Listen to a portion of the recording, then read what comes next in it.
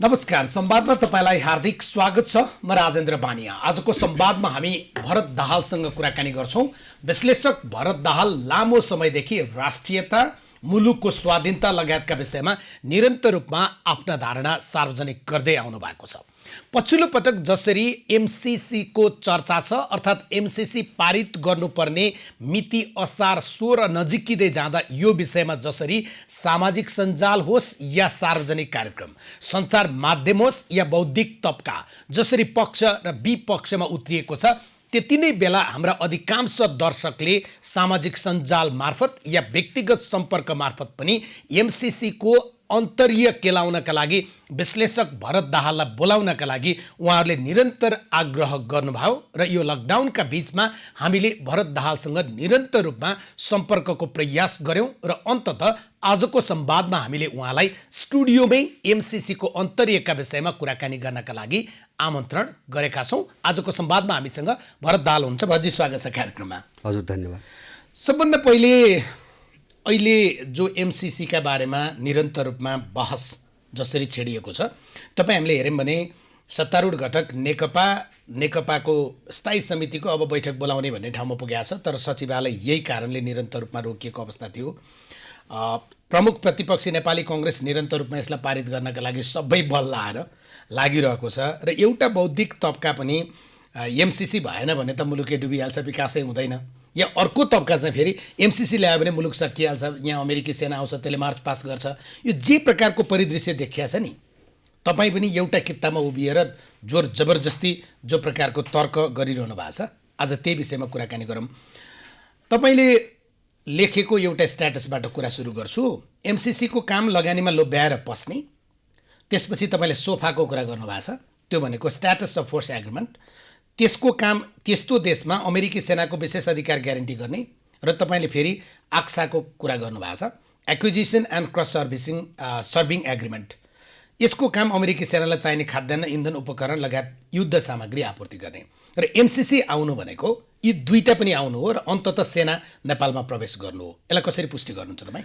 एकदम जस्तो अब पहिलो कुरो मैले यसलाई दुईटा कोणबाट हेर्नुपर्छ भन्ने लाग्छ। जस्तो पहिलो कोण के हो भन्छ भने, जस्तो यो तीनटा चिज जो भन्नुभयो नि तपाईँले, एमसीसी, सोफा र चाहिँ एसिएसएलाई चाहिँ अमेरिकनहरूले कसरी व्याख्या गरेका छन्, पहिले हामी त्यो अवधारणामा जानु पर्यो हैन। जस्तो एमसीसी को कुरै गर्दाखेरि अमेरिकाको चाहिँ तपाईँको जो नेसनल डिफेन्स स्ट्रेटेजी छ हैन, राष्ट्रिय नेसनल सेक्युरिटी जो स्ट्रेटेजी छ, अब त्यसमा एमसीसीलाई डेभलपमेन्ट डिप्लोमेसी भनेर स्पष्ट रूपमा त्यहाँ चाहिँ किचान गरिएको छ हैन। यिनीहरूले विकास कूटनीति भनेका छन्, उनको सुरक्षा रणनीतिको विकास कूटनीति भनेर उनले व्याख्या गरेको छ।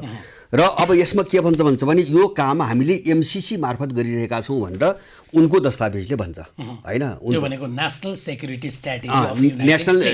Strategy of United states. अब यो काम चाहिँ हामीले चाहिँ मिलेनियम च्यालेन्ज कर्पोरेसन मार्फत गरिरहेका छौँ भनेर उसको दस्तावेजमा तपाईँको लेखिएको छ। र म अर्को चाहिँ यहाँ चाहिँ के जोड्न चाहन्छु भन्छ भने, एमसीसी को तपाईँको विधान यो सबैले हेर्न सक्छन्। विधानको 601 नम्बर धारामा के भन्छ भने, जस्तो लगानीका शर्तहरू छन्। लगानीका शर्तहरू राख्दाखेरि उसले 611 धाराको ए को 1 मा the country or entity is engaged in activities which are contrary to the national security interest of the United States. माने अमेरिकाको राष्ट्रिय सुरक्षा स्वार्थ विपरीत काममा संलग्न भएका देशमा यो लगानी चाहिँ तपाईँको यो अनुदान लगानी गरिँदैन भनेर उसको विधानमा किटान गरिएको छ।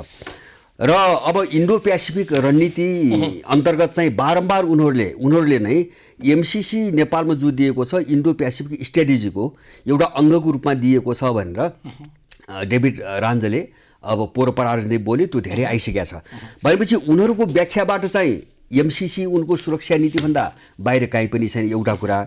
र अर्को कुरा चाहिँ तपाईँले जो सोफाको तीनटाको जोड्नु भयो नि, अब हो जस्तो सोफा किन राख्छ भन्छ भने, जस्तो यो के हुन्छ भने एमसीसी माने पैसा देखाएर पस्ने, जस्तो उनीहरूले डेभलपमेन्ट डिप्लोमेसी भने नि, पैसा देखाएर पस्ने, पसिसकेपछि उनको सुरक्षाको कुरा आयो हैन। सुरक्षा चाहिएपछि सेना चाहियो। जस्तो उनीहरू तीनटा उद्देश्यको निम्ति पस्ने हो, जहाँ पनि नेपालमा पनि त्यही हो। एउटा उनको चाहिँ सैन्य रणनीति यसँग जोडिएको छ, त्यो अहिले सन्दर्भमा हामी बनौला कहाँ जोडिएको छ। दोस्रो चिज चाहिँ प्राकृतिक स्रोतहरूको लुट होइन, जो विश्वभरि हामीले देखिरहेछौँ नि त्यो कुरो जोडिएको छ। र तेस्रो चाहिँ संरचनागत समायोजन भनेर उनीहरूले भनेका छन् होइन। एमसिसी सम्झौतामा भनेपछि राज्य प्रणालीलाई ठ्याक्कै अमेरिकन अनुकूल चाहिँ तपाईँको परिवर्तन गर्ने, जस्तो यहाँको आर्थिक, राजनीतिक, सामाजिक, सांस्कृतिक सबै प्रणालीलाई त्यो अमेरिकाको नीति अनुसार कसरी बदल्ने भन्ने कुरा एमसिसीको धारा 1 मै छ यो सम्झौतामा। त्यहाँ दुईटा प्रसङ्ग जोड्छु। आज असाध्यै धेरै प्रश्नहरू छ, त्यसकारण तपाईँले बुँदागत रूपमा जवाब दिनुपर्छ भन्ने लाग्छ। मसँग 3वटा त पाना मात्रै छ, 6 पृष्ठ छ प्रश्न।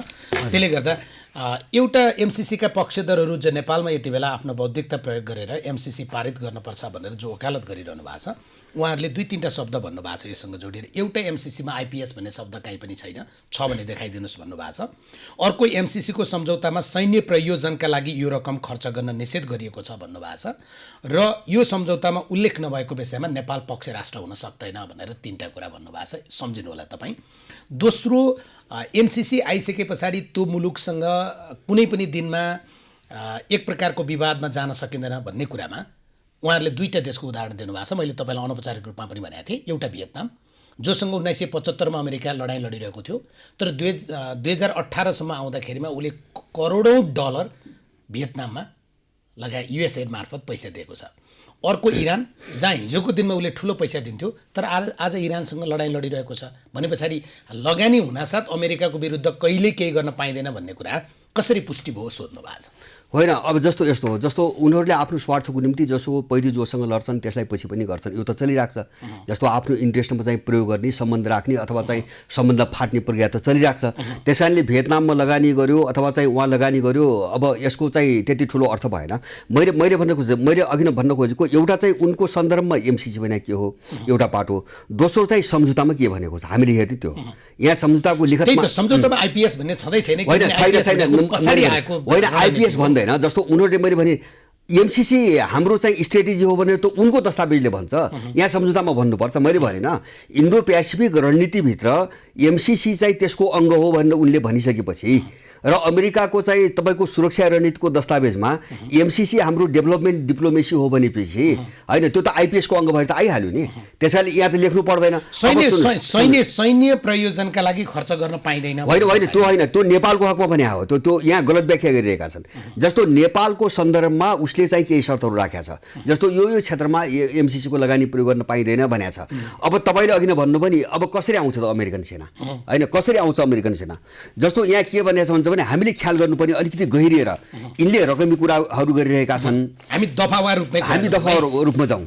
जस्तो चाहिँ पहिलो कुरो त जस्तो सम्झौतामा एमसिसीलाई नेपालको नियम र कानुनभन्दा स्वतन्त्र रहेको स्वायत्त संस्था पनि घोषणा गर्यो होइन, त्यो सबैले पढेका छन्, स्वायत्त छ र त्यसका निकायहरू पनि स्वायत्त छन्। र प्रावधान केसम्म राख्यो भन्छ भने भोलि एमसिसी परियोजनाको बारेमा नेपालले कुनै सूचना लिन चाह्यो, बुझ्न चाह्यो भने एमसिसीसँग पूर्व स्वीकृति लिनुपर्छ भनी छ। नेपाललाई त्यसरी अलग गरिसकेको छ सम्झौतामा होइन। भनेपछि अब कुन प्रावधानबाट सेना आउँछ त भन्छ भने तपाईँले आइपिएस सिधै भन्नु भएन नि। उसले के भन्यो यहाँ, जस्तो यो सम्झौता निलम्बन हुने, यो सम्झौता निलम्बन हुने चाहिँ 3-4वटा शर्त राखेको छ।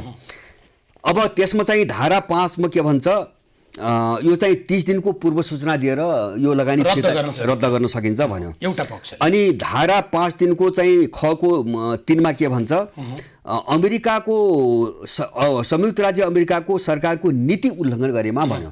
त्यो चाहिँ धारा 5 अन्त्य निलम्बन र समाप्ति त्यो शीर्षकमा हो। त्यो सुन्नुहोस् है, अन्त्य। अब उसका नीतिहरू कति छन् यहाँ कसले ठेक्का लिन्छ, यहाँ अमेरिकाका नीति कति छन् भने ठेक्का लिन्छ यहाँ। अनि चाहिँ त्यसको मुनि गएर के भन्छ भने अमेरिकाको राष्ट्रिय सुरक्षा हित विपरीतका क्रियाकलापमा संलग्न भएमा राष्ट्रिय सुरक्षा भन्ने प्रश्न शब्द लेखेको छ होइन। उसको जो चाहिँ सेक्युरिटी एकचोटि यो पढेर सुनाइदिउँ, म पढेर सुनाइदिउँ। धारा 5 को 4 होइन त 5(1) को 4 को कुरा हामी गरिरहेछौँ। सरकार वा एमसिसी वित्तीय व्यवस्था प्राप्त गर्ने वा कार्यक्रमको सम्पत्ति प्रयोग गर्ने कुनै व्यक्ति वा निकाय संयुक्त राज्य अमेरिकाको राष्ट्रिय सुरक्षा हित विपरीतका क्रियाकलापमा संलग्न भएमा यो निलम्बन अन्त्य या समाप्ति हुन्छ। हो, समाप्ति भन्यो। अनि चाहिँ यिनी शर्त राख्यो सुन्नुहोस् है। अनि चाहिँ त्यसको तल म अर्को यसमा इन्ट्रेस्टिङ कुरा तपाईँको के छ भन्छ भने त्यसको तल के भन्छ भने के अरे अनि चाहिँ त्यसको मुनिबाट के भन्छ भने एमसिसी जो चाहिँ तपाईँको लगानी रद्द गर्यो भने सुन्नुहोस् है, लगानी चाहिँ तपाईँको रद्द गरे पनि धारा 5(1) मा जो शर्तहरू राखेका छन् नि, यी शर्तहरू अनुसार लगानी फिर्ता त लिन सक्ने भयो। तर अनुसूची 4 को 2 को 6 नम्बरमा गएर के भन्छ भने यस सम्झौताको माने त्यो अनुदान चाहिँ रद्द गर्ने कुराले यस सम्झौताको कुनै व्यवस्था वा एमसीसी कोषलाई निलम्बन वा समाप्त गर्ने कुनै पनि कार्य वा व्यवस्थालाई निर्धारण गरेको छैन भन्छ। भने के एमसीसी लगानी त फिर्ता हुन सक्ने भयो उसको शर्त अनुसार भएन भने, तर 30 दिनको सूचना दिएर तर त्यो सम्झौता रद्द हुने भन्नुको अर्थ एमसीसी सम्झौता, त्यसमा परेका प्रावधान र त्यसले बनाउने संरचनाहरूको हकमा यो नियम लागू हुँदैन भन्यो। माने एमसीसी चाहिँ बसिराख्ने भयो लगानी फिर्ता नगरे पनि। उनीहरूले अनुसूचीमा त्यो शर्त राखे हैन, अमेरिकाले नेपाल नछोड्ने, लगानी फिर्ता लिने। तपाईले भनेको अनुसूची 4 को अनुसूची पक्नुस् है, अनुसूची 4 को 2 को 6, अनुसूची 4 को 2 को 6। त्यहाँ के भन्छ, प्रस्तुत सम्झौताको दफा 5(1) बमोजिम एमसीसीले प्रस्तुत सम्झौता वा यस सम्झौताको कुनै व्यवस्था वा एमसीसी कोषलाई निलम्बन वा समाप्त गर्ने कुनै पनि कार्य वा अवस्थालाई निर्धारण गरेको छैन भन्छ लगानी फिर्ता लिनेले। अब यहाँ चाहिँ तपाईँको उ गर्यो। अब तपाईँले उठाउनु भएको थियो नि, जस्तो सेनाको कुरो कहाँबाट, सेनाकै कुरा अलि बढी तपाईँले सेना प्रवेशको प्रावधान चाहिँ स्पष्ट व्यवस्था छ। यहाँ के भन्छ भने अनुसूची 1 ख को 1 को क संरचना स्थापना भन्ने एउटा चाहिँ त्यहाँ शीर्षक छ। त्यहाँ के भन्छ, एमसीसीलाई मैले भने एमसीसी स्वायत्त भयो यो सम्झौता अनुसार हैन। नेपालको कानुन एमसीसी कसरी स्वायत्त भयो र भने एमसीसी को जुन 7 सदस्यीय कार्य सञ्चालन समिति हुन्छ, त्यो समितिमा तपाईँ 7 जना त नेपाल सरकारले तोकेका अधिकारी जान्छन् हैन, अनि एमसीसी को प्रतिनिधि त आमन्त्रित सदस्य हुन्छ। होइन भने त्यो समिति उसको त्यहाँ के भनेको छ भन्छ भने अलिकति जाउँला, जस्तो एमसीसी यहाँ जो बोर्ड बनाएको छ नि, त्यो बोर्डले जो जति पनि चाहिँ प्रस्तावहरू पेश गर्छ यो परियोजना सम्बन्धी, त्यो प्रस्तावबारे एमसीसी को स्वीकृति लिनुपर्छ भनेको छ। त्यहाँ बाँधेको छ बोर्डलाई, उसको स्वीकृति बगैर काम गर्न नपाइने गरी बोर्डलाई राख्यो, यहाँको बोर्डलाई राख्यो। र अर्को प्रावधान त्यहाँ के छ भन्छ भने यो परियोजनासँग सम्बन्धित जति पनि नियुक्तिहरू छन् नि, त्यो या त सिधै एमसीसीले मात्रै नियुक्ति गर्छ र नेपालले प्रस्ताव गर्यो भने नो अब्जेक्सन चाहिन्छ, एमसीसी को नो अब्जेक्सन चाहिन्छ। भनेपछि यिनी सबै नाटक हुन्। माने उसको चाहिँ स्वीकृति बेगर केही पनि हुँदैन, यहाँ उसको अनुमति बेगर यो बोर्डले पनि केही गर्न सक्दैन र उसको स्वीकृति बेगर नेपालको सरकारले एकजना मान्छे भर्ती गर्न पनि सक्दैन, त्यो प्रावधान छ। अब सेनाको म भन्छु, सेना प्रवेश गर्ने चाहिँ धारामा कहीँ लेखेको छैन, तपाईले भनेको आशय या नियत मात्रै प्रश्न हो। होइन, नियत होइन, धारामा सेना छैन। मैले भन्नुस् अनुसूची 1 को ख को 1 को क म भन्छु है, एमसीसीलाई के अधिकार छ। नम्बर 1 आफ्नो नाममा सम्झौता गर्ने। म तपाईँलाई अफ्रिकाको उदाहरण दिन्छु, अफ्रिकाको अलिकति उदाहरण दिन्छु।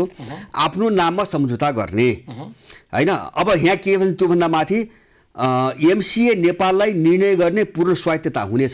सुन्नुहोस् है शब्द, स्वायत्तता हुनेछ। जस्तै अन्य कुनै पक्षको समर्थन वा स्वीकृति बिना भनेको अब त्यो नेपाल सरकारलाई इन्डिकेट गर्न खोजे, नेपालको स्वीकृति र समर्थन बिना अब यिनले सम्झौता के गर्न सक्ने भए, एउटा आफ्नो नाममा सम्झौता गर्ने कसैसँग पनि, चाहे बहुराष्ट्रिय पनि हुन् चाहे चाहिँ तपाईँको विदेशी शक्तिहरू हुन्। 2 मुद्दा मामिला गर्ने। 3 एमसीए नेपालको नाममा बैंक खाता खोल्ने र त्यो खाता मार्फत बैंकिङ कारोबार गर्ने। यो बैंकिङ कारोबारभित्र के पर्छ अब त्यो पछि जाउँला हैन। म तपाईँलाई एउटा उदाहरण दिन्छु, उहाँको उदाहरण दिन्छु, के अरे चाहिँ होन्डुरसको बैंकिङ कारोबार जस्तो यो सबै स्वायत्त भएपछि अब नेपालको आँखा त त्यहाँ त लाग्न पाउँदैन, त्यहाँ त विधान सम्झौतामा प्रश्न बनेको छ।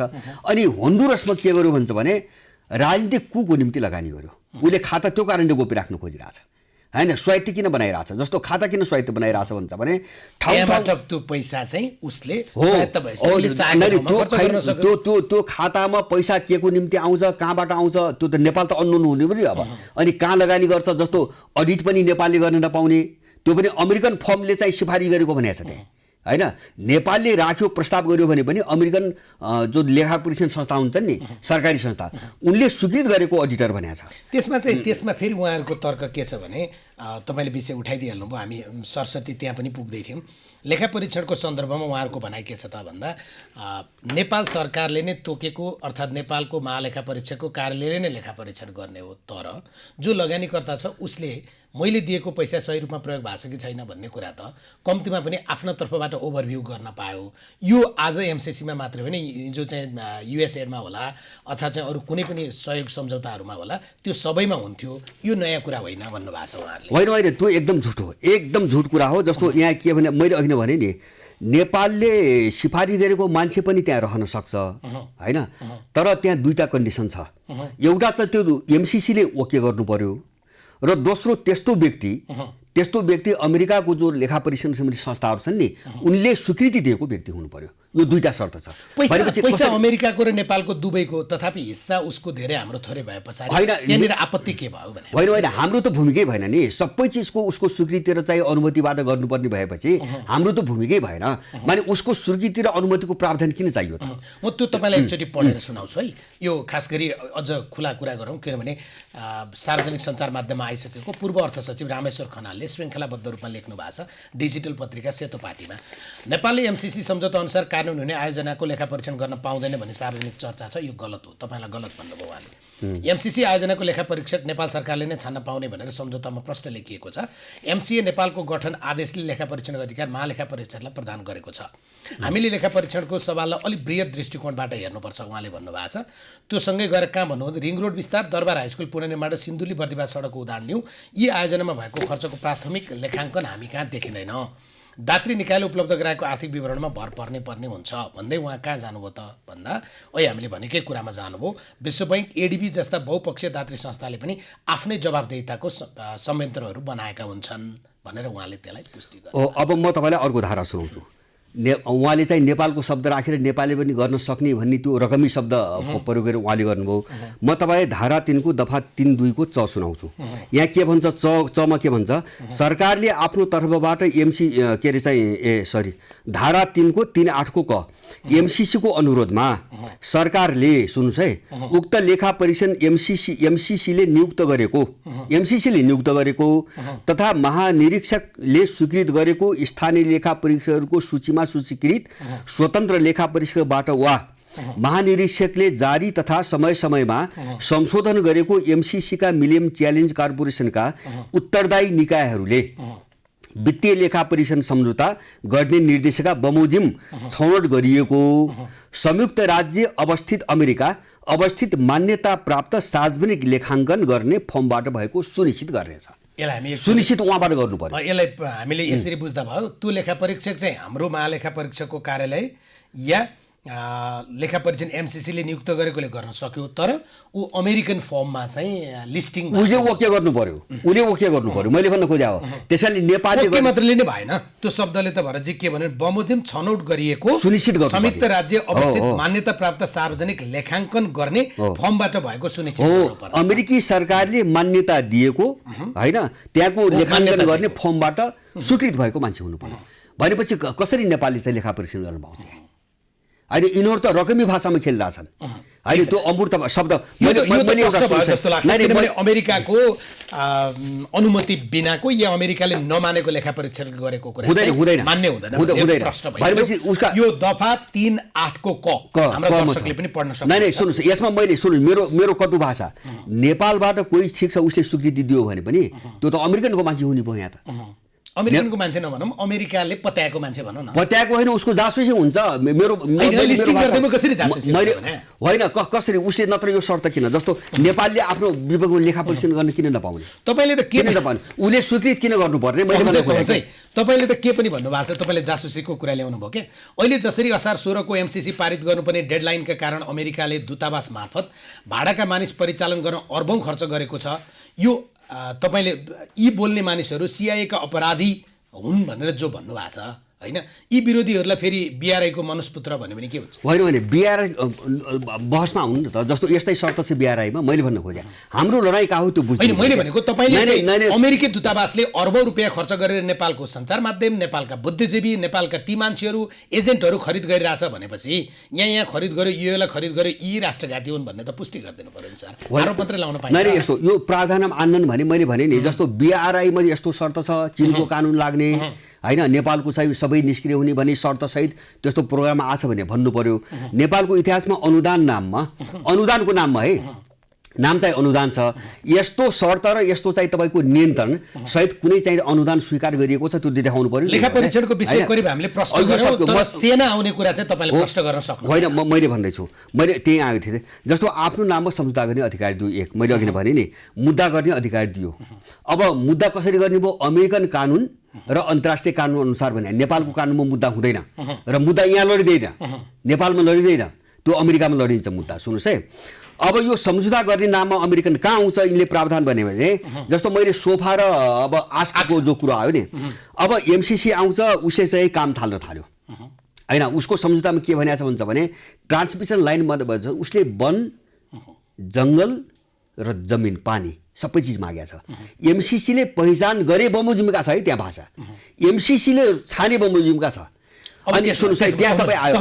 अब त्यो वन जङ्गल यो चाहिँ किन मागे भनेर एकजना एमसिसीसँग सम्बन्धित नेपालकै सरकारी अधिकारीले के भन्नुभयो भने नेपालमा सबभन्दा ट्रान्समिसन लाइनसँग दुईटा कुरा महत्त्वपूर्ण हुँदो रहेछ।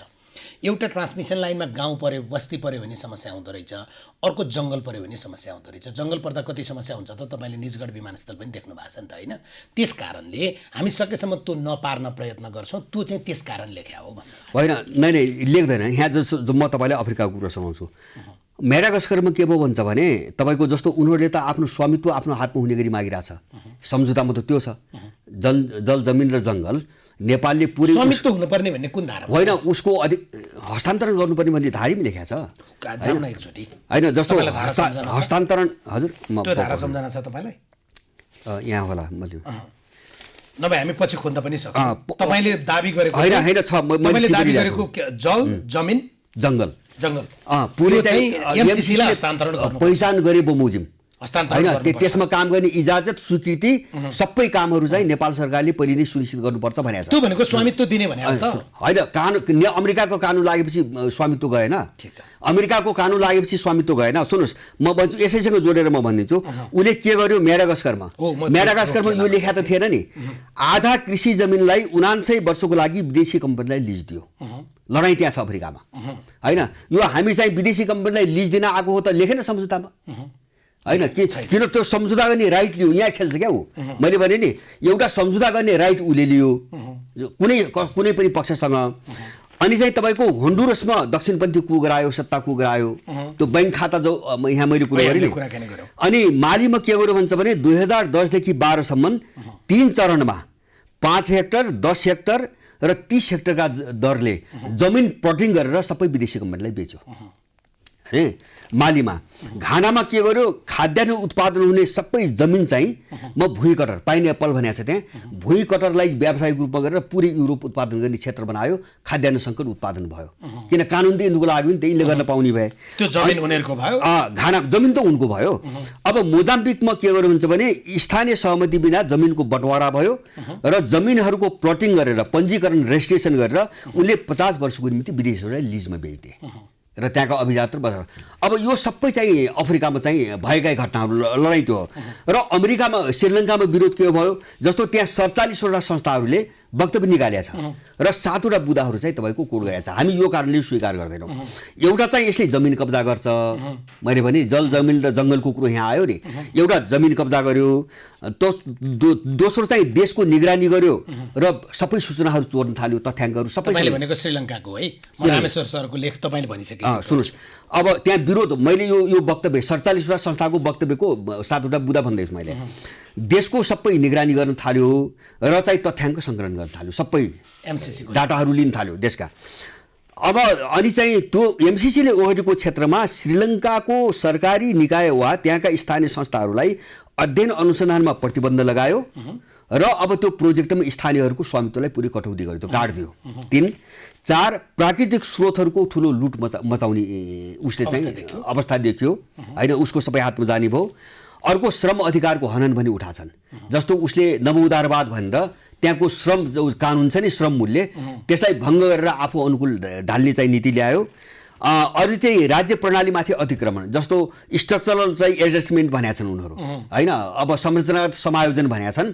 उनले त्यहाँको राज्य प्रणालीलाई ठ्याक्कै अमेरिकन मोडालिटीमा कसरी लैजाने, यो प्रावधान यहाँ त चाहिँ पहिलो धारामा छ, नेपालभित्र पहिलो धारामा छ। अनि चाहिँ तपाईँको सार्वभौम सत्तामाथि खतरा, जस्तो उनीहरूले सोफा र आशको कुरो उठाछ होइन। एमसिसीको नाममा यो दुईवटा चिज आउने भयो र अमेरिका पुरै चाहिँ के अरे श्रीलङ्का अमेरिकाको चाहिँ सैन्य स्थल। अब तपाईँले जवाब दिने ठाउँ रह्यो। हामी कहाँ एमसिसीको चर्चा गर्दा श्रीलङ्काको उदाहरण दिइन्छ। श्रीलङ्काका अधिकारीहरूसँग कुरा हुँदा उनीहरू एमसिसीको सहयोग प्रयोग गरेर गरिने एउटा आयोजनामा जग्गाको स्वामित्व निजीकरण गर्ने विषय प्रमुख विवाद रहेको बताउँछन्। अहिले सत्तामा रहेको दलले नै पहिला प्रतिपक्षमा हुँदा विरोध गरेकाले यो राजापाक्सेको भने होला। गोटा भाइ, अहिले यो एक किसिमले थाँती छ, सम्झौतामा हस्ताक्षर भएको छैन। अर्कातिर श्रीलङ्का सन् 2020मा एमसिसीको उम्मेदवार सूचीबाट बाहिरिएको छ।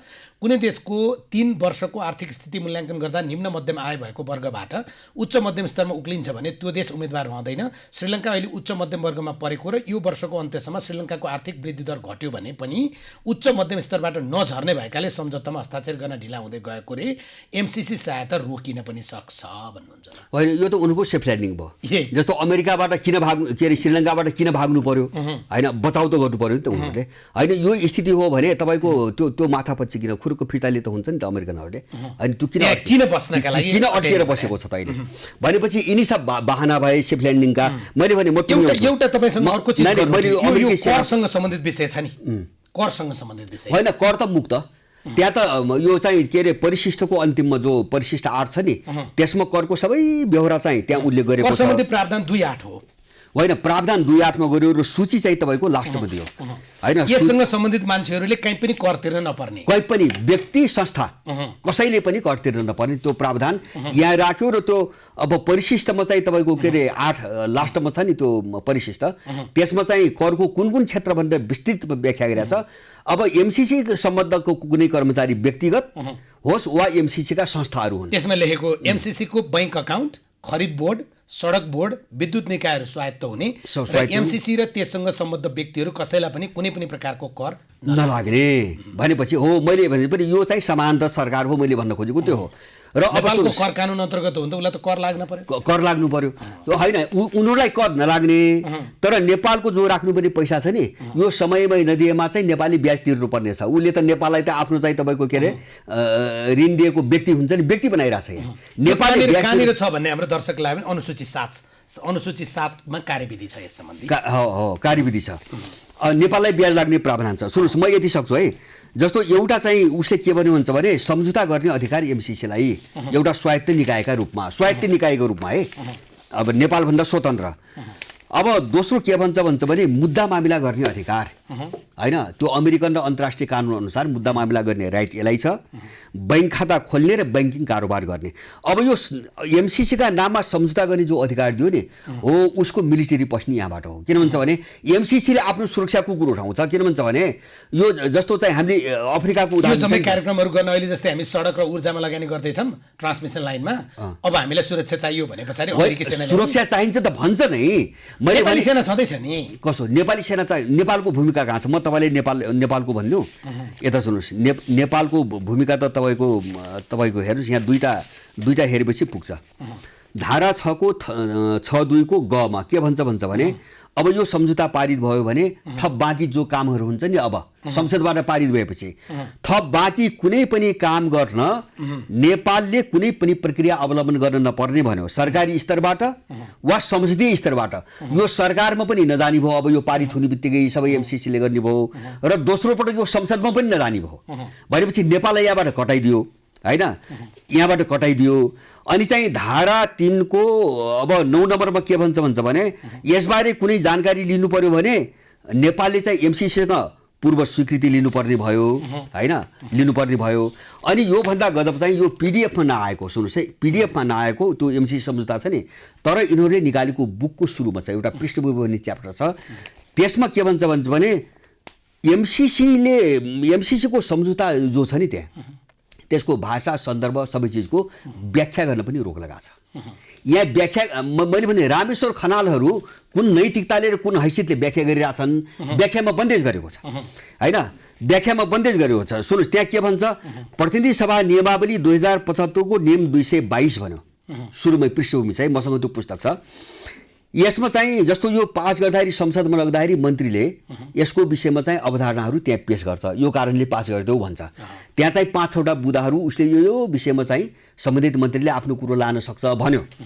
अब त्यसको अङ्गमा के छ भन्छ भने अङ्गमा सन्धिका सम्बन्धमा सन्धि अन्तर्गतको संयन्त्रले गरेको कुनै व्याख्या वा धारणा भए होइन, अथवा एमसिसीले गरेको व्याख्या वा धारणा भए त्यस्तो व्याख्या वा धारणा संसदमा पनि प्रस्तुत गर्न सकिन्छ भनेर माथि 6वटा बुँदा योमा सकिन्छ भन्यो। अनि लास्टमा के भन्छ त्यसका मुनि यस सम्बन्धमा अथवा त्यो मन्त्रीले चाहिँ त्यहाँ लग्ने जो व्याख्या हो नि आफ्नो व्याख्या यस सम्बन्धमा खण्ड घ अङ र च यस सम्झौताका हकमा आवश्यक नरहेको भनेर रोक्यो। माने त्यो व्याख्या प्रस्तुत गर्न चाहिँ त्यहाँ हुँदैन भन्यो होइन, अथवा यसले थप व्याख्या तिमीले गर्न पाउँदैनौ यहाँ पाउँदैनौ। अनि रामेश्वर खनालको हो मैले भन्न खोजेँ होइन, त्यसमा त तपाईँ पनि को हो भन्ने प्रश्न उठ्छ नि। होइन मैले त त्यसको विरुद्धमा बोलिरहेको छु, ऊ यहाँ खेल्न खोजिरहेको हो। मेरो एउटा विरोधको रूपमा व्याख्या छ, जस्तो यो ठिक छ भनिरहेछन् नि, त यो ठिक छ भने यिनलाई राइटै छैन भने यिनको व्याख्या गर्ने अधिकारी छैन। अब अर्को महत्त्वपूर्ण कुरा छ नि, यो एमसिसीको प्रावधान चाहिँ नेपालको संविधानभन्दा माथि छ भन्ने जो विषय उठ्या छ, अर्थात् नेपालको संविधानभन्दा माथि रहेर कहीँ हस्ताक्षर गर्न पाइन्छ र भन्ने जो प्रश्न छ त्यसमा रामेश्वर सरले के लेख्नु भएको छ भने एमसिसी नेगोसिएसनको बेला हस्ताक्षर गरेको एड मेमोरियममा 3.1 बुँदामा एमसिसी नेपालको संविधानभन्दा माथि हुने छैन भनेर लेखिया छ स्पष्ट रूपमा भन्नुभएको छ। त्यसमा के छ त्यो व्यवस्थामा? अनि उहाँले चाहिँ एमसिसी नेपालको संविधानभन्दा माथि हुने छैन भनेर लेखिया छ प्रश्न, यो किन चाहिँ रोइलो गरे भन्नुभएको हो नि? होइन अब यस्तो हो, त्यो उहाँको कुरो भयो। जस्तो यहाँका सुरुस है, यहाँ के भन्छ धारा 7 को दफा 7(1) अब प्रस्तुत सम्झौता लागू भए पश्चात प्रस्तुत सम्झौता र नेपालको राष्ट्रिय कानुन बाजिएमा, सुन्नुहोस् है, नेपालको कानुन बाजिएमा प्रस्तुत सम्झौता लागू हुनेछ भन्ने पक्षहरूको बुझाइ छ। यसले के भन्छ, यसले नेपालको कानुन लागू हुने भन्छ, माने उसको नेपालको लागू होला, अमेरिकाको यो समग्र रणनीतिसँग बाजिने सबै कानुन त निष्क्रिय हुने भयो नि। अब त्यहाँनिर भरतजी पढ्नुहोस् है, नेपालमा अहिलेसम्म हामीले प्रचलनमा प्रयोग गरेको सन्धि ऐन रहेछ। तपाईँले यसलाई सन्धि मान्ने कि नमान्ने तपाईँलाई मैले छुट दिएँ। सन्धि ऐन 2047 को दफा 9 त्यसले के भन्दो रहेछ त भन्दा यस प्रकारको सन्धिहरूमा प्रचलित कानुनसँग बाजिएको हदसम्म प्रचलित कानुन अमान्य हुनेछ र सन्धिको व्यवस्था नै नेपालको कानुन सरह हुनेछ भनेर हामीले लेखेका रहेछौँ र त्यो सन्धि ऐन हामीसँग अहिले पनि रहेछ। 1 नम्बर 2 हामी सबैले मानेको पक्ष राष्ट्र भएको भियना महासन्धि 1969ले पनि यो विषयलाई प्रश्न गर्दो रहेछ। अनि किन विरोध गरे? यो प्रश्न गर्दो रहेछ भन्नाले भनेको तपाईँ कुनै पनि अन्तर्राष्ट्रिय दात्री संस्थाहरूसँग या यी प्रकारका सन्धि सम्झौता गर्दा तिनीहरूको प्रावधानसँग तपाईँको मुलुकको प्रचलित कानुन बाजियो भने त्यो सम्झौता गर्दाको चाहिँ जुन प्रावधान छ त्यसैलाई तत् मुलुकको कानुन बराबरको हैसियत दिने भन्दो रहेछ नि त। उहाँहरूले यो दाबी गर्नुभएको छ, त्यो दफा कोट गर्नुभएको छ। मैले त्यो सोधेँ नै त्यो हामीले किन मान्ने, हामीलाई मान्न जरुरी के भयो? हिजो एडीबीसँग किन माने? नै माने होइन हो, हाम्रो लडाइँ त्यही हो। जस्तो मेरो आफ्नो कुरा गर्नुहुन्छ भने जो विश्व बैंकको नाममा, एडीबीको नाममा अथवा चाहिँ मुद्रा कोषको नाममा, विश्व व्यापार सङ्गठनको नाममा होइन नेपालको सार्वभौम सत्ता र यहाँको संविधानै चाहिँ तपाईँको खण्डित हुने गरी जति पनि सम्झौता भएको छन् नि, यही कारणले देश यहाँ फसेको हो होइन। यही कारणले हामी त त्यसमा पनि के भन्छ भने यहाँ त अमेरिकी कानुन कुरो गरेको छ, त्यहाँ चाहिँ तपाईँको अन्तर्राष्ट्रिय कानुनको कुरा मात्रै छैन, अमेरिकी कानुन त्यो पनि के भन्छ वर्तमान वा भविष्यमा लागू हुने प्रचलित कानुन वा संयुक्त राज्य अमेरिकाको सरकारको नीति भन्छ होइन। भोलि पनि उसले के बनाउँछ त्यो पनि लागू हुन्छ भन्छ यसभित्र, अहिलेको कुरा मात्रै छैन। त्यसैले योसँग जोडिएका धेरै कानुन त भोलि बन्नेवाला छ यिनको प्रावधान अनुसार। तपाईँलाई डर चाहिँ त्यो डर मात्रै होइन, मैले भने नि डर मात्रै होइन। जस्तो मैले अफ्रिकाको सुनाएँ, मैले सोधेको तपाईँले अलि त्यसलाई प्रश्न गरिदिनुहोस् न। मैले सोधेको तपाईँ हामीले अहिले कुराकानी गरेको सम्झौता लागू हुने सम्बन्धी धारा 7 हो। धारा 7 को 1 तपाईँले अहिले पढिसक्नुभयो। आन्तरिक शर्त प्रस्तुत सम्झौता लागू गर्न आवश्यक आन्तरिक शर्तहरू पुरा गर्न सरकारले समयमै सुरुवात गर्नेछ। प्रस्तुत सम्झौता लागू भए पश्चात प्रस्तुत सम्झौता र नेपालको राष्ट्रिय कानुन बाजिएमा प्रस्तुत सम्झौता लागू हुनेछ भन्ने पक्षहरूको बुझाइ हो। लागू हुने पूर्व शर्त 2टा छ, पक्षहरूद्वारा कार्यक्रम कार्यान्वयन सम्झौतामा हस्ताक्षर गरिएको हुनुपर्छ। ख नेपाल सरकारले एमसिसीलाई देहायका दस्तावेजहरू उपलब्ध गराएको हुनुपर्नेछ भन्यो होइन। यो नेपालको सन्धि ऐन 2047ले नै मानेको प्रावधान हो, अहिले किन विरोध गरे भन्ने तपाईँको सन्धि ऐन खारेज गर्नु भन्ने हो। हो नानी यिनी सबै खारिज गर्नुपर्छ। जस्तो यिनीहरूले नानी त्यसैमा खेल्ने हो क्या उनीहरू। जस्तो चाहिँ हाम्रो सन्धि ऐनले के प्रयोजनको निम्ति कुन सोचको निम्ति चाहिँ अब के लेख्यो होइन, यो कुन प्रयोजनबाट आइरहेको छ यो त फरक छ नि।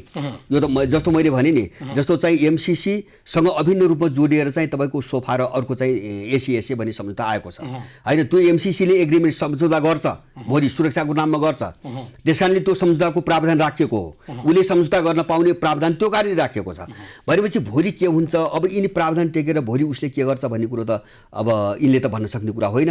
अनि चाहिँ जस्तो अमेरिकाको तपाईँको भोलिको डर हो, अमेरिकाको नियतमाथिको प्रश्न हो। इरान बनाउला, त्यो इरान मात्रै होइन, अफगानिस्तान बनाउला, इरान मात्रै होइन, सुन्नुहोस् इरान मात्रै होइन। जस्तो अमेरिकाको अहिलेको नियम कानुन र भोलिको नियम कानुन र नीति सबै लागू हुने भइसकेपछि मैले यहाँ कहाँ जोड्न चाहन्छु भन्छ भने उसले चाहिँ 3वटा तिब्बती एक्ट पारित गरेको छ। लागू हुन्छ कि हुँदैन, अब लागू हुन्छ कि हुँदैन होइन। उसले ताइवान एक्ट पारित गरेको छ, उसले काश्मीर एक्ट पारित गरेको छ, उसले उइगुर एक्ट पारित गरेको छ, उसले हङकङ एक्ट पारित गरेको हुन्छ। त्यो सबै यहाँबाट त लागू हुने भयो। अनि मैले भन्छु मैले यति सक्छु, एउटा महत्त्वपूर्ण कुरो छ यहाँ। अब त्यति मात्रै होइन, उसको तिनी सबै कानुनहरू चाहिँ लागू हुने मात्रै होइन कि यहाँ चाहिँ एउटा धारामा के भन्छ भने धारा 6 को दफा 6(3) बाझिएमा वा लागू हुने व्यवस्था भन्नु सुन्नुहोस् है। यसको खमा के भन्छ भने कार्यक्रमका सम्बन्धमा प्रस्तुत सम्झौता र अन्य कुनै सम्झौता बाझिएमा, अन्य कुनै सम्झौता भने अरू देशलाई इन्डिकेट गरिरहेको छ यहाँ। अरू कुनै सम्झौता बाझिएमा वा परस्पर असङ्गत भएमा प्रस्तुत सम्झौता लागू हुनेछ भनेपछि एमसिसीको रणनीतिसँग चाहिँ नमिल्ने अरू देशसँग भएका सबै सम्झौता रद्द हुने भयो। यसमा डरलाग्दो कुरा चाहिँ तपाईँले कार्यक्रमका सम्बन्धमा प्रस्तुत सम्झौता र अन्य कुनै सम्झौता बाझिएमा, अन्य कुनै सम्झौता भने कुन अरू देशसँग होइन हो, त्यो बोलेको छ नि यहाँ। यही फटाहरूले चाहिँ यही रकमी भाषामा शब्द प्रयोग गर्दिने, यसको व्याख्या त ऊ गर्छ क्या। भोलि मैले अघि नै भनेन यहाँ रामेश्वरले गर्ने होइन नि यसको व्याख्या, अमुक भयो अमुक त भयो नि होइन। अरू कुनै सम्झौता भने के होइन, नेपाल यो त एमसिसीसँग गरिएको सम्झौताको मात्रै कुरा त भएन होइन। यहाँ त थुप्रै देशसँग सम्झौता छ, जस्तो चाहिँ इन्डियासँग छ, चीनसँग छ, रुससँग छ, यो सबै रोक्ने भयो क्या। धारा 6 सम्झौताका अनुसूचीहरू संशोधन लागू हुने कानुन भन्ने अन्तर्गतको हामीले पढेको 6(3) को खमा चाहिँ लेखिएको विषय के हो भने कार्यक्रमका सम्बन्धमा प्रस्तुत सम्झौता र अन्य कुनै सम्झौता बाझिएमा वा परस्पर असङ्गत भएमा प्रस्तुत सम्झौता लागू हुने भनेपछि अरू देश त खत्तम भयो नि यहाँबाट त सबै। अब अर्को प्रावधानमा जान्छु, एकदम धेरै भएको मलाई एकचोटि गोविन्दराज पोखरेल, उहाँ पहिला राष्ट्रिय जनाएको उपाध्यक्ष हुनुहुन्थ्यो, उहाँले नेपाली कङ्ग्रेसको तर्फबाट प्युठानबाट चुनाव लड्नु भएको थियो। यसपछि अलिक सजिलो हुन्छ हाम्रो दर्शकलाई। उहाँले अरू पैसा हामीले लिँदाखेरिमा चाहिँ संसदमा लानु परेन, यो किन लानु पर्यो भन्नुभएको थियो। एकदम होइन, उहाँको त्यो बुझाइसँग तपाईँलाई ठिक लागेको छ? यो संसदमा लाने कुरा ठिक लागेको छ? यसमा दुईटा छन् मेरा कुरा। हो एकदम रहस्यमय कुरो यति छ। यो संसदमा किन लगिँदैछ भन्छ भने यसलाई कानुनी मान्यता दिनुको निम्ति लगिँदैछ एक्ज्याक्टली, नत्र यो संसदमा लग्नुपर्ने विषय होइन। सरकारसँग एग्रिमेन्ट होइन, सरकारसँग गर्ने एग्रिमेन्ट हो नि त यो सम्झौता। संसदमा किन लगिँदैछ भन्छ भने 3टा कारण छन्। एउटा चाहिँ यसलाई कानुनी मान्यता दिने संवैधानिक मान्यता सबै दलहरूको एकमत होइन, संसदबाट पारित गयो भने संसदबाट एकमतले पारित भएपछि त कुनै दलले विरोध गर्न पाएन नि, विरोध गर्न पाएन। सुन्नुहोस् है, एउटा चाहिँ संवैधानिक मान्यता प्राप्त गरे, मैले अघि नै भने नि यो दोस्रो पटक चाहिँ सरकारी प्रक्रियामा लग्न पर्दैन भनेको छ त्यहाँ है। यो फेरि अर्को पटक सरकारी प्रक्रिया तपाईँले एकचोटि स्वीकार गरे पछाडि त फेरि किन लानु पर्यो त? होइन, भोलि विरोध हुन्छ नि, कोही अर्को सरकार आउला यसको समीक्षा गरौँ भन्ला, त्यो सबै रोक्यो त्यहाँ। मैले भन्नु त्यो मालदिप्सको प्रकरण होला। यहाँ संसदको कुरा गर्दैछु। संसदको के हुन्छ भने अब वैधानिक रूपमा मान्यता पायो भने त भोलि बन्ने कार्यकारीले यसमाथि हात हाल्न पाएन नि, उसी त्यहाँ रोक्न खोजिरहेछ। जस्तो अहिले केपी ओलीको सरकार छ, एकछिन मान्नुहोस्, एकछिन कल्पना गर्नुहोस् भोलि तपाईँको सरकार बन्ला, काल्पनिक कुरा नै होइन। एउटा अब तपाईँले अर्को ढङ्गले समस्या गर्नु पाउनुभयो भने तपाईँको हात बन्द गर्नु पर्यो नि। हो, त्यो कारणले संसद लग्न खोजिएको छ। तपाईँले एउटा चिज सुन्नुहोस्, तपाईँ आफैले प्रस्तुत गरेको अर्थात् तपाईँले कोट गरेको हाइलाइट पनि गर्नुभएको छ, मैले त्यो लिएर आएको छु। यो आकर्षण हुन्छ कि आकर्षित हुन्छ कि हुँदैन मात्रै सोधेको है। नेपालको संविधानको धारा 279 होइन, त्यसमा सन्धि वा सम्झौताको अनुमोदन, सम्मिलन, स्वीकृति वा समर्थन सम्बन्धमा देहायको व्यवस्था हुनेछ भनेर लेख्या रहेछ। त्यसमध्ये संसदमा लैजान पर्नेमा चाहिँ नेपाल सरकार वा नेपाल सरकार पक्ष हुने सन्धि वा सम्झौताको अनुमोदन, सम्मेलन, स्वीकृति वा समर्थन सङ्घीय कानुन बमोजिम हुनेछ। एक उपधारा 1 बमोजिम कानुन बनाउँदा देहाएका विषयका सन्धि वा सम्झौताको अनुमोदन, सम्मेलन, स्वीकृति वा समर्थन सङ्घीय संसदका दुवै सदनमा तत्काल कायम रहेको सम्पूर्ण सदस्य सङ्ख्याको 2/3 बहुमतले गर्नुपर्ने शर्त राखिनेछ भन्ने त्यहाँ रहेछ। शान्ति र मैत्री, सुरक्षा र सामरिक सम्बन्ध, नेपाल राज्यको सिमाना, प्राकृतिक स्रोत वा त्यसको उपयोगको बाँडफाँड। तर यो त 2/3 होइन, मैले त्यही जोड्नु खोजेँ। तपाईँकै यसमा दुईटा गम्भीर चिज छन्। एउटा कुरा मैले अघि नै भने नि, एउटा चाहिँ के अघि नै हामी के भन्दै थियौँ, के अरे संसदमा किन लग्यो भने एउटा त भोलिका कुनै पनि सरकारले यसमाथि हात हाल्न नपाउनु भन्नुको निम्ति संसदमा लगियो। यसलाई संवैधानिक मान्यता पाएपछि त कार्यकारीले छुन पाएन नि, कार्यकारीले हात हाल्न पाएन। संविधान संशोधन गर्नु पर्यो, अर्को 2/3 चाहिन्छ नि। होइन 2/3 होइन, त्यसपछि त संसदमा लग्नै नपाउने छ। मैले अघि नै सुनाएन। अब एकपटक यो चाहिँ सरकारी प्रक्रिया र संसदीय प्रक्रियाबाट टुङ्ग्यो भने एमसिसीसँग सम्बन्धित अरू जति काम पनि गर्नुपर्छन् नि, यो त्यो प्रक्रियामा लगिन्न भन्न चाहिँ त्यो किट्यो हो। भोलि त त्यसो यसो भनौँ त, अहिले हामी एमसिसी ल्याउने कि नल्याउने भन्दा पनि एमसिसी ल्याउँदा पनि कम्तीमा पनि संसदमा चाहिँ नलैजाम भनौँ न त। होइन, संसदमा नलगेपछि भोलि अर्को सरकारले त यसमाथि त समीक्षा गर्नु, तपाईँको दलले चाहिँ नलैजाऊ संसदमा भन्ने भयो नि त। म त यो सन्धि नै ल्याउनु, यो सम्झौतै ल्याउनु हुनु भन्ने। अनि सुन्नुहोस्, अर्को म जोड्छु। तपाईँले अहिले भन्नुभयो नि, यो नेपालको 279 नम्बर धाराले 4वटा बुँदा राखेर संसदको 2/3बाट यो पारित गर्नुपर्छ भन्यो। त्यसमा प्राकृतिक स्रोतको बाँडफाँडको पनि पर्यो।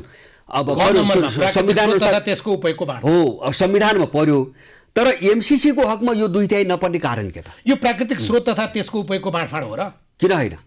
उसले सारा जलजमिन र चाहिँ जङ्गल मागिरहेछ। तपाईँ यसमा किन यति धेरै लडाइँ गरेको? 2/3 पनि पुगिहाल्छ नि। अहिले नेकपा र नेपाली काङ्ग्रेस मिल्दाखेरि होइन, त्यो त गर्नु न, तेस्रो ठुलो दल बोलेको छैन। त्यो त गर्नु न त। 2/3 पुग्ने भएपछि उनले गरे भने त यो सामान्य बहुमत भएर मन्त्री परिषदले, मैले भने नि 2/3 बहुमतले पारित गर्नुपर्ने कुरा एउटा एमसिसीको निम्ति किन सामान्य बहुमत चाहियो, र दोस्रो कुरो संविधानको त्यो धारालाई सामान्य बहुमतबाट पारित गर्ने भनेर यो बदल्ने अधिकार चाहिँ केपी ओलीको मन्त्री परिषदलाई हुन्छ? संविधानको धारा चाहिँ तोडमोड गर्ने अधिकार केपी ओलीको मन्त्री परिषदलाई हुन्छ भनेपछि यसको पछाडिको यो जबरजस्तीको पछाडिको चाहिँ नेत हामीले बुझ्नुपर्ने किन यस्तो गरिरहेको छ यिनीहरू? त्यसैले गर्दाखेरि यो सबैका पछाडि जो खेल हो नि, हामीले हेर्ने त्यही हो। उनीहरू चाहिँ दुनियाँमा जसरी आए र नेपालमा पनि जुन ढङ्गले आउनु खोजिरहेछन् नि, मैले भने एउटा मान्छेले अनुदान भन्छ 55 अरब होइन, उसको चाहिँ तपाईँको यहाँ मैले चाहिँ अहिले सुनाउला, एमसिसी त फर्केर जाँदैन यहाँबाट। मैले अघि नै चाहिँ तपाईँले कोषको निलम्बनको कुरा मात्रै गर्नुभयो। कोषको निलम्बन गरेपछि एमसिसी जबरजस्ती जाऊ भन्दा पनि नगएको कुनै देश छ? जस्तै 49 देश, होइन कहीँ पनि गएको छैन। 25वटा देशमा सफलतापूर्वक काम सम्पन्न भयो भन्ने छ। होइन कहीँ पनि गएको छैन एमसिसी चाहिँ जहाँ बन्द भएको छ त्यहाँ पनि बसिरहेको छ एमसिसी। होइन, जस्तो 24 देशमा बन्द भयो, कार्यक्रम रोक्यो। होइन, 2 देशमा निकाल्यो। अब एक देशमा त तपाईँको सत्ता विद्रोह गरेर त्यहाँको सत्तालाई ढालिकन सेनाले चाहिँ सत्ता हातमा लिएर एमसिसी खेद्नु पर्यो। होइन, मालीमा त्यो स्थिति आयो भनेपछि अब एउटा मैले भने एउटा चाहिँ तपाईँको त्यो के अरे कोष निलम्बनको त्यो धारामा अघि हामीले भन्यौँ नि, एमसिसीका संरचना र यसको बैंक चाहिँ तपाईँको स्वायत्त हुने मात्र होइन, यसले सहयोग फिर्ता लियो भने पनि यिनी खारिज हुँदैनन् भन्यो अघि हामीले भन्यौँ। र दोस्रो चाहिँ डरलाग्दो चिज के छ भन्छ भने नबोलेको भाषा। सायद मलाई लाग्छ यिनी अमेरिकनहरूले यो भन्छन् कि भन्दैनन्। एमसिसी सम्झौतामा यिनी खम्पा होइन, यो चाहिँ यो सस्तो भाषामा मसँग कुरा नहोस्। यिनीहरू यो सारा देखिकन जो बोलिरहेका छन् यिनी खम्पा हुन्।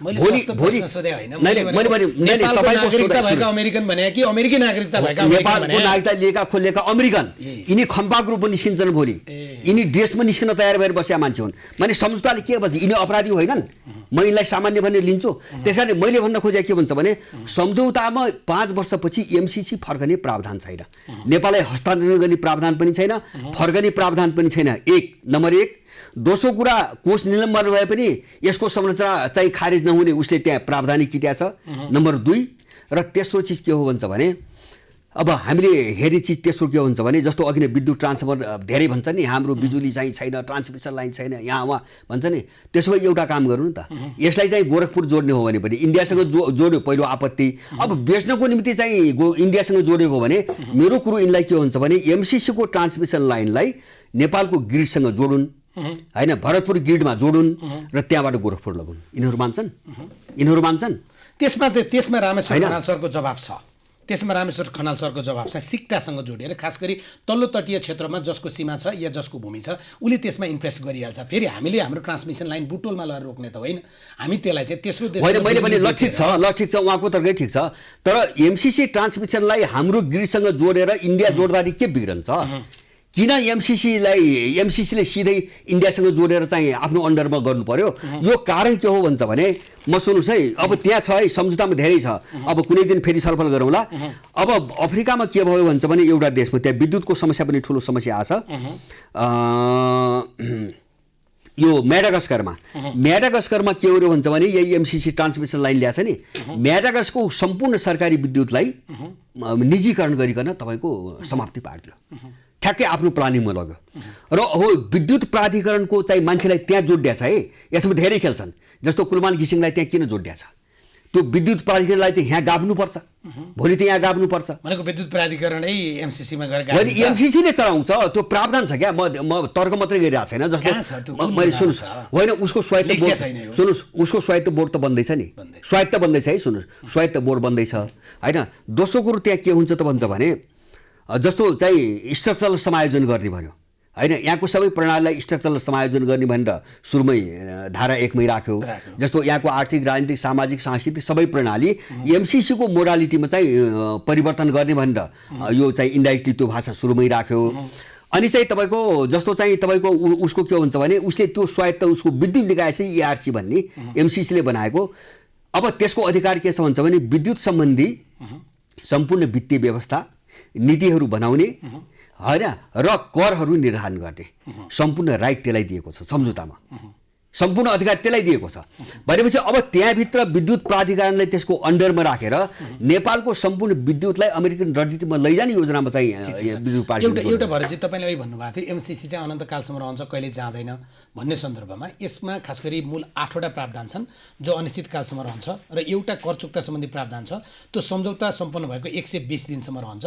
8वटा मध्ये लेखा र परीक्षण सम्बन्धी 2वटा प्रावधान श्रेष्ठता नै 5 वर्ष राख्नुपर्ने व्यवस्था हो, त्यसले गर्दा त्यस पछाडि प्रभावकारी छैन। बाँकी 6वटा मध्ये सृजित सम्पत्ति वा सम्पत्ति बिक्रीबाट प्राप्त आम्दानीको प्रयोग अमेरिकी आर्थिक स्वार्थ विरुद्ध प्रयोग नगरियोस् मात्रै भन्ने हो। बौद्धिक सम्पत्तिको उपयोगको सन्दर्भमा नेपाल सरकारले नै भोग गर्ने हो, विश्वव्यापी मान्यता हो भन्नुभएको छ। होइन, त्यो कति वर्षको लागि हो? त्यो जस्तै लेखा परीक्षण 5 वर्षका लागि होइन, नै 5 वर्ष त यो त प्रोजेक्टको कुरा भयो लेखा परीक्षण के होइन, त्यस पछाडिको 5 वर्षसम्म लेखाको आर्थिक हिसाबको चाहिँ दायित्व रहिरहन्छ अर्थात् त्यसको लायबिलिटिज रहिरहन्छ भन्ने अर्थ हो। होइन, यिनी लामा कुरा नगरेर मैले भन्नु खोजेको जस्तो यो जो भन्छ नि, यिनीहरूले त्यहाँ चाहिँ यति वर्षपछि यो सकेपछि हामी यहाँ नेपाललाई हस्तान्तरण सम्पूर्ण रूपमा जान्छौँ भनेर लेख्न पर्यो। लेख्दा के बिग्रन्छ? किन लेखेनन्? ओके, अर्को अब समयले यति धेरै अप्ठ्यारो बनाइसक्यो कि तपाईँसँग धेरै कुराकानी गर्नु थियो। अर्को नेपालको प्रधानमन्त्री र नेपालको अर्थमन्त्रीले बोलेको, संसदमा बोलेको एउटा चिज मैले लिएर आएको छु। एमसिसी अहिले कार्यान्वयनमा रहन्छ भनेर प्रधानमन्त्रीले भन्नुभयो होइन त। त्यसै गरी अर्थमन्त्रीले के भन्नुभयो भने 2 वर्षदेखि एमसिसीको काम चलिरहेछ भन्नुभयो। यो गर्न मिल्छ?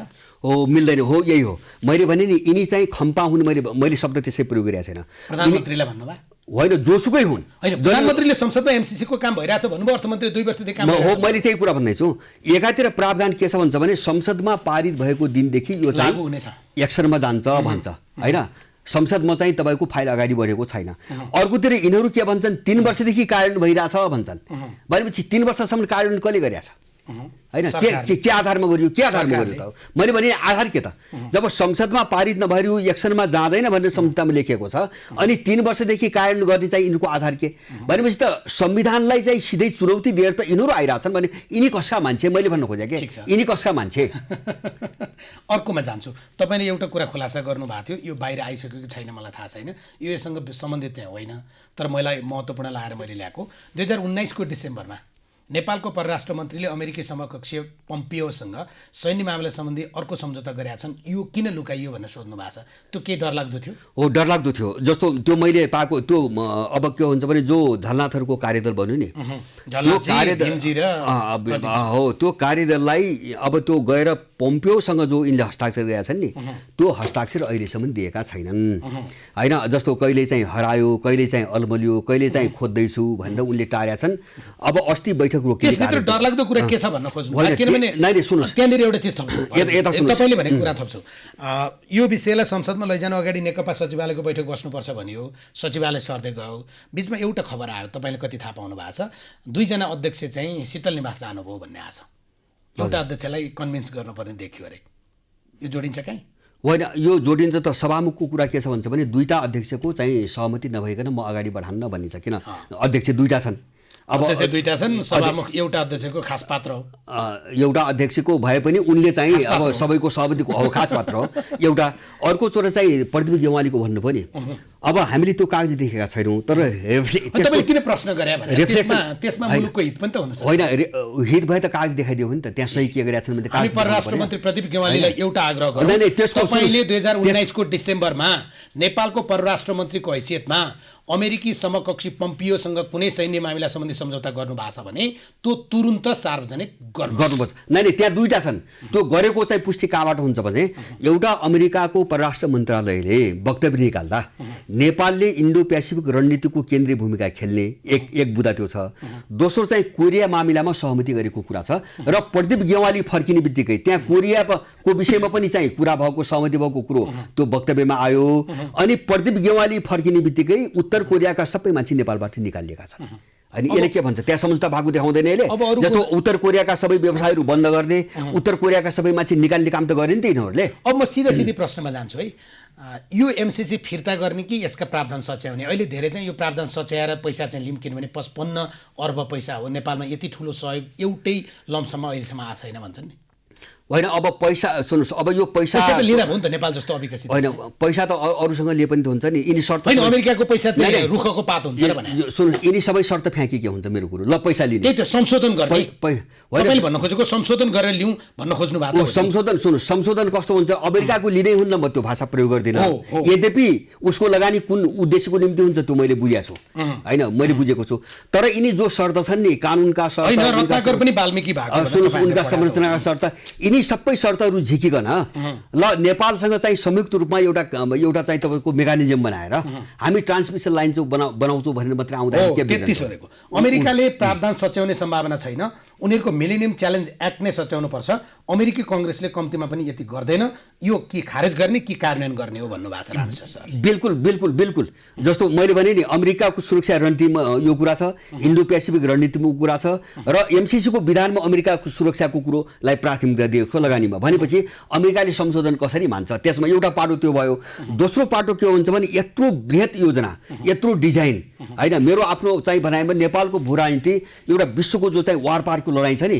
योसँग जोडेर आएको एउटा मिसन अनि एउटा बुदा संशोधन बित्तिकै सारा असन्तुलन आउँछ अमेरिकाले त्यो किन मान्छ एउटा मिसनमा आएको हामी खारेजमै छौँ खारेजै हो अर्को कुरै हुन्न पैसा दिन अनुदान त आएको होइन नि उसको खारेज गरौँ भन्ने भयो किनभने उसले संशोधन गर्दैन खारेज संशोधन गर्दैन फेरि तपाईँले भने होइन रामेश्वर सरले आफ्नै होइन गर्दैन हो उहाँले भन्नुभयो होइन र अहिलेसम्मको अभ्यासका हिसाबले पनि उसको मिलेनियम च्यालेन्ज एक्ट लगायत नै गर्नुपर्छ जो सम्भव छैन होला होइन अब त्यहाँ उभिएर उहाँले के भन्नुहुन्छ त भन्दा यसो गरियो भने नेपालले सम्झौतामा हस्ताक्षर त गरिसक्यो हामीले हेरिसक्यौँ होइन ज्ञानेन्द्र बहादुर कार्की हाम्रो अर्थमन्त्री हुनुहुन्थ्यो ज्ञानेन्द्र बहादुर कार्की र अमेरिकी चाहिँ उसको बिचमा हामीले हस्ताक्षर गरिसकेका छौँ यो हस्ताक्षर गरेको चाहिँ को त भन्दा जोनाथन जिनास होइन उहाँ कायम मुकायम प्रमुख कार्यकारी अधिकृत संयुक्त राज्य अमेरिकाको तर्फबाट मिलेनियम च्यालेन्ज कर्पोरेसन सङ्घीय लोकतान्त्रिक गणतन्त्र नेपालको तर्फबाट अर्थ मन्त्रालय माननीय ज्ञानेन्द्र बहादुर कार्की 2017 ठिक छ अब हस्ताक्षर गरिसकेपछि कार्यान्वयन भएन भने के हुन्छ भन्ने सन्दर्भमा उहाँले के भन्नुभएको छ भने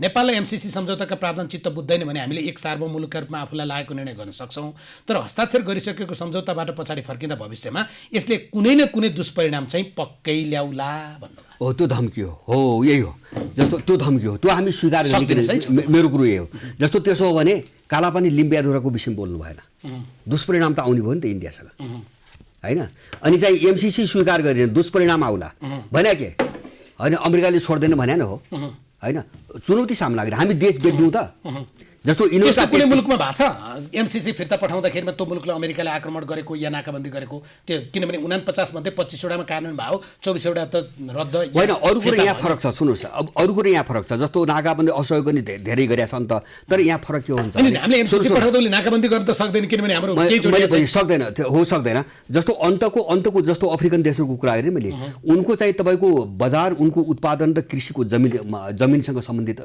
हो त्यो लुटको कुरा हो नेपाल त्योभन्दा पृथक के छ भन्छ भने यहाँको मेजर पार्ट चाहिँ सामरिक रणनीति हो जस्तो चीनसँगको मामिलै हो अरू केही पनि होइन त्यस कारणले गर्दा हामीले पैसा लिएन भने उसले सेना अमेरिकी सेना ल्याउँछ हामीलाई आक्रमण गर्छ भनेर डराउने यो खारिज भयो भने होइन किनभने दुष्परिणाम आउँछ भन्नुभएको छ त उहाँले होइन सेना त उसले ल्याउने त्यो ताकत छैन मलाई लाग्छ सेना आउँदैन उसको तर अरू हत्कण्डा अप्नाउँछ उहाँले सम्झित होइन जस्तो उसले पोरै भनिरहेको छ नि त नेपालमा चाहिँ आइएसआईको आक्रमणको खतरा छ एउटा त्यो रिहर्सल त गरिरहेको छ नि उसले होइन आइएसआई तयार पारेर भोलि आक्रमण गराइदिन सक्छ होइन यहाँ कुनै मान्छेको हत्या गराइदिन सक्छ र वातावरण पुरै अराजक बनाएर संसारभरि उसले गरेको त्यही हो अराजक बनाएर तपाईँको ऊ पस्ने सेकेन्डमा भएर चाहिँ एउटा जवाफ दिनुहोस् त एमसिसी वालाले अर्बौं पैसा भारतीय के अरे अमेरिकन दूतावासबाट लिएका छन् भन्दै गर्दा एमसिसीको विरोध गर्ने तपाईँहरूले चाहिँ चिनिया दूतावासबाट केही पाउनु भएको छ होइन अब हामीले सुन्नुहोस् मेरो हकमा होइन